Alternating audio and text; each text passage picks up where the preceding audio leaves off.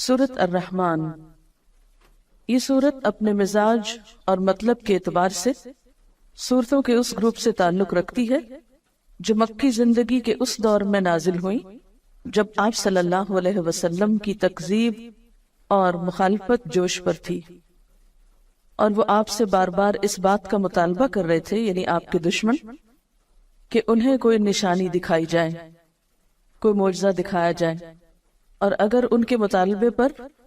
معجزہ یا عذاب نہیں آتا تو پھر وہ محمد صلی اللہ علیہ وسلم کی دعوت کو نہیں مانیں گے،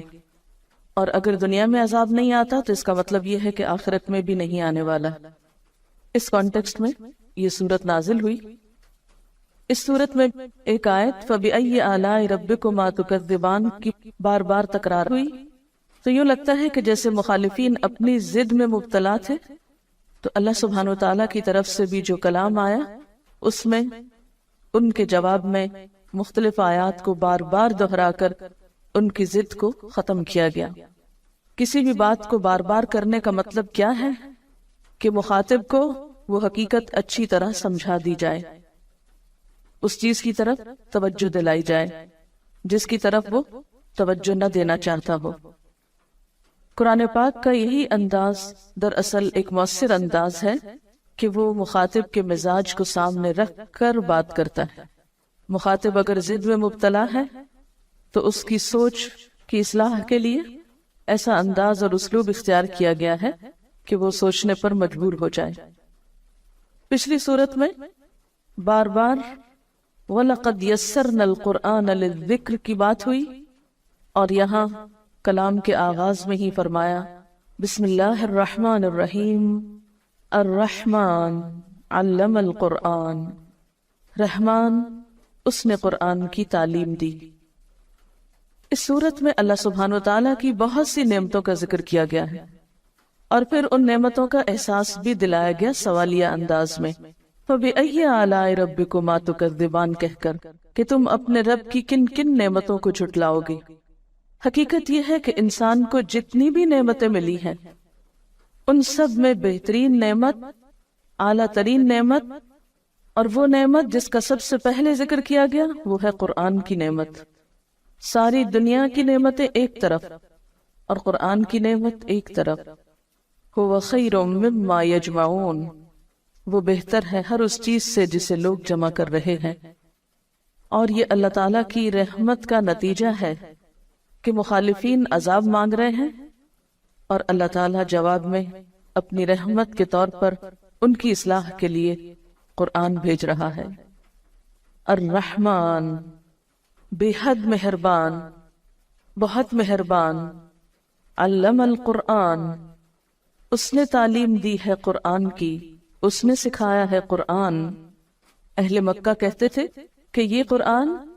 کسی انسان نے یا کسی جن نے آپ کو القاء کیا ہے، یا آپ نے خود لکھ لیا ہے، یا کوئی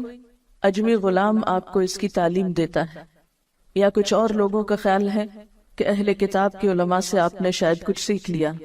فرمایا نہیں، کسی سے بھی کچھ نہیں سیکھا۔ علم القرآن، یہ قرآن رحمان کی تعلیم ہے، رحمان نے سکھایا ہے۔ اللہ تعالیٰ نے اسے نبی صلی اللہ علیہ وسلم کو سکھایا اور بذریعہ جبریل امین سکھایا، جس کا ذکر پیچھے سورۃ النجم میں گزرا، علمہ شدید القوا۔ اور پھر آپ صلی اللہ علیہ وسلم نے صحابہ کرام کو سکھایا، اور اس سے یہ سلسلہ چل نکلا جو آج تک باقی ہے اللہ کے فضل سے۔ تو قرآن کی تعلیم دینا ایک بہت اعلیٰ درجے کا کام ہے جسے رحمان نے اپنی طرف منسوب کیا۔ الرحمن علم القرآن، اللہ تعالیٰ کی صفات میں سے بہترین صفت اس کی صفت رحمت ہے، اور اس میں بھی مبالغے کا صیغہ رحمان ہے، تو یہ اس کی رحمت ہے کہ اس نے اس کی تعلیم دی۔ اسی لیے بندوں میں سے بھی بہترین ان کو قرار دیا گیا جو قرآن سیکھیں یا سکھائیں۔ گویا جو شخص یہ چاہتا ہو کہ اس پر اللہ کی رحمت نچھاور کی جائے، اللہ تعالیٰ کی رحمتوں کو پائے، اس کے لیے پھر اس کے سوا کوئی راستہ نہیں کہ اس قرآن کو سیکھے اور سکھائے، یا اس کو لوگوں تک پہنچانے کے لیے کوشش کرے۔ اور یہ حقیقت ہے کہ جو شخص بھی اپنی زندگی، اپنے وقت، اپنے مال، اپنی صلاحیتوں کا کچھ حصہ بھی اس کی تعلیم کو عام کرنے میں استعمال کرے گا، اللہ تعالیٰ اس کی ان تمام چیزوں میں برکت پیدا فرمائے گا اور اپنی خاص رحمت سے نوازے گا۔ اور علامہ کا لفظ باب تفعیل سے ہے، جس کے معنی میں آہستہ آہستہ بتدریج ایک چیز دینا ہوتا ہے، یعنی قرآن پاک یک بارگی نہیں اتار دیا گیا بلکہ تھوڑا تھوڑا کر کے اتارا گیا۔ اور ویسے بھی قاعدے کے مطابق باب تفعیل جو ہے یہ متعدی ہوتا ہے، جس کا معنی یہ ہے کہ اس کے پھر دو مفعول ہوں گے،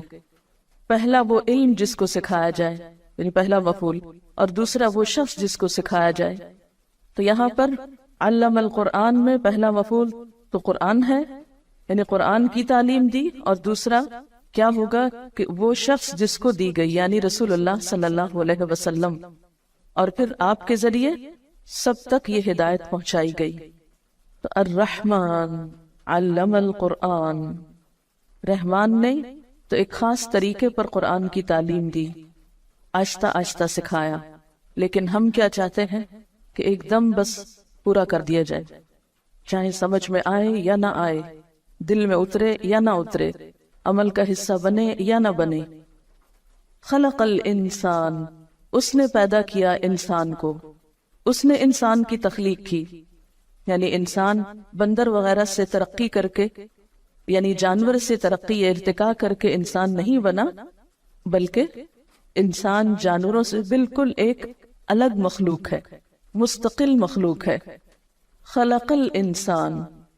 اس نے انسان کی تخلیق کی، یعنی انسان بطور انسان ہی پیدا کیا گیا، پہلے وہ جانور کے طور پہ نہیں پیدا کیا گیا۔ اور یہاں انسان کا لفظ بطور جنس استعمال ہوا ہے، یعنی سب انسان مراد ہے۔ یہاں پر اللہ تعالیٰ کی تخلیق کی صفت کا ذکر کیوں کیا جا رہا ہے؟ اس لیے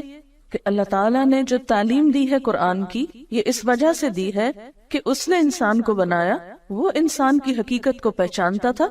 اس کی ضرورت ہدایت کو بخوبی جانتا تھا، اور اس ضرورت کو پورا کرنے کے لیے اس نے قرآن کی تعلیم دی ہے۔ اور آپ دیکھیے کہ جو خالق ہوتا ہے وہ مالک بھی ہوتا ہے،